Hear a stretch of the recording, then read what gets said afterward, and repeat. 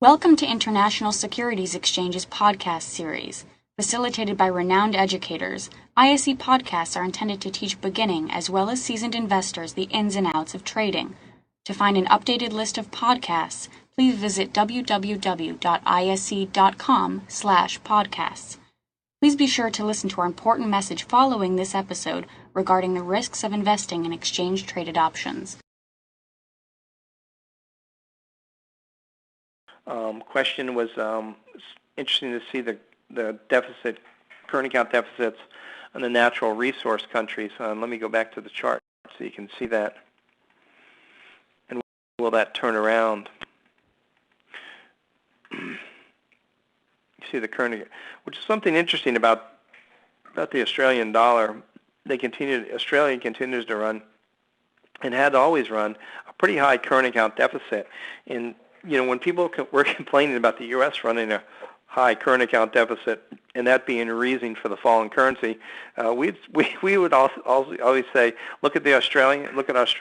Its currency is doing pretty well with a high current account deficit. It seems to be very much a factor, and especially some the Western nations. If you look at that, other than Germany.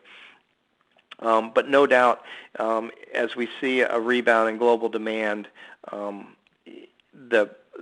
in a increase in the power of the emerging markets in the world, we think the current account deficits will continue to fall across the commodity currencies of the world as that transition hikes up.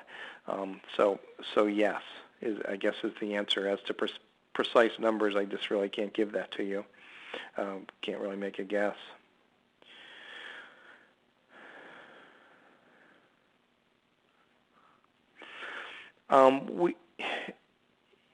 The fact is, I think if you see demand return in the world, if the world muddles through and global liquidity is there, we think that the natural resource currencies will do just fine, because it means China is still on track and the secular upswing in China is still intact. And even in a cyclical move, we'll see the commodity currencies get hammered very, very hard. If you go look at when the credit crunch hit and China's exports fell off the cliff, when U.S. demand soared and we saw that big improvement in the U.S. current account deficit, the currencies of the commodity currencies in the world got hit the hardest. And that will happen again on a major global conflagration in here. One of the things we're watching here is especially the euro in here, being short the euro, based on what's happening here, potentially getting short the euro on a longer term basis. We're actually short in our managed accounts. You will see the commodity currencies move with that if it's systemic risk coming out of Europe, because the systemic risk coming out of Europe rolls in to the global economy. Money starts to be pulled out of risky assets, and when money's pulled out of risky assets, just by virtue of the correlations that have been very, very tight, it hits the commodity currencies the hardest. So if any one of those risk factors that we talked about, those three risk factors, really start to play out again in the markets, and you see it through the stock market correlations, you pull the commodity currencies up against any of the major stock markets in the world. The stock markets in the world represent risk assets. Commodity currencies are running on risk appetite. So if the stock markets of the world get hit, the commodity currency are going to get hit very, very hard. But we think it's near term. We think it's a shorter term event.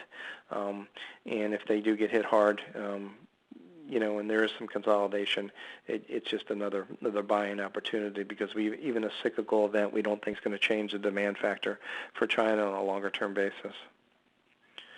Do you think the Bank of Japan may intervene? Is it a possibility? We definitely think it's a possibility, but we don't think it's going to be anything. There has to be a fundamental change of capital flow to have a lasting impact on intervention. We saw the Swiss bank come in and intervene in a very big way. Swiss bank come in and buy and sell the Swiss franc. But again, these are very near-term events. Remember that number, $4 trillion crossing on the global markets now every day. There's so much more firepower out there than is available in the central banks of the world. The central banks just can't compete with the market. So intervention, given that the markets continue to grow, currency markets, because of globalization, any intervention by the central banks of the world is really going to have a small short-term impact. This is why Japan talked about having something coordinated with the other central banks in the world. They know that, even trying to do it themselves isn't going to be much, and any chance of success, even any near-term basis, is going to have to be a coordinated intervention with the U.S. and ECB coming in to support them. Intervention is usually most effective when the trend has already changed, and this was the Robert Rubin rule. In the currency markets, it's known as the Rubin rule.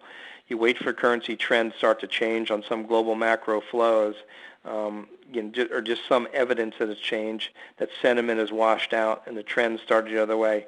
Then you intervene to help that trend and kind of supercharge that trend. Robert Rubin was good at that, and he kind of coined that rule. Despite what I think of Rubin in a lot of different ways, he was a very good trader and kind of coined that. So we don't think we'll see the Bank of Japan intervene in here to try and catch this falling knife, so to speak, until the trend starts to change. And if it changes, as we said, on the bond market standpoint, the intervention, I think, will tend to just support the existing rally in dollar yen, or fall in Japanese yen against the U.S. dollar. Question here, we do a lot of Elliott wave, and are we starting a third wave down in the euro against the U.S. dollar? Those of you that don't know Elliott wave, this may sound very esoteric, and of course Elliott wave is esoteric. It's 5 waves, one up, 2 down, correcting, 3 up, 4 down, correcting, and 5 up the last wave. Wave 3 tends to be the most powerful wave because it really represents the public coming in and joining the trend, which makes sense from a human action standpoint in markets, and I think that's why Elliott wave makes a lot of sense. We happen to think we happen to agree that we think we started the third wave down here, again at different levels, but a strong third wave down in the euro, and we think it carries to par. That's our view on the euro. Here, so yes, we do happen to agree with that. And again, if you'd like to send an email to blackswantrading.com, and somebody had indicated that I made a mistake on the slides. Let me see here. Get to that. Yep, blackswantrading.com. If you send an email to us at info@blackswantrading.com, be happy to send our daily wave chart on the euro if you think it would be helpful, and any other information that we've shared here, be happy to share with you. I think that's it on the questions. I thank you very much, everybody. I appreciate your time and staying with this rather long presentation that I said was going to be short. So Steve, over to you if you're there.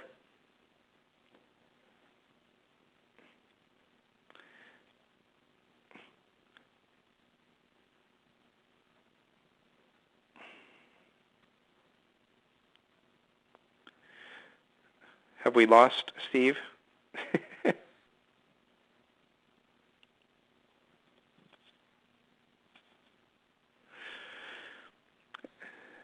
Well, thank you, everybody. On behalf of Steve, in case I can't hear him, I appreciate it, and you all have a good night.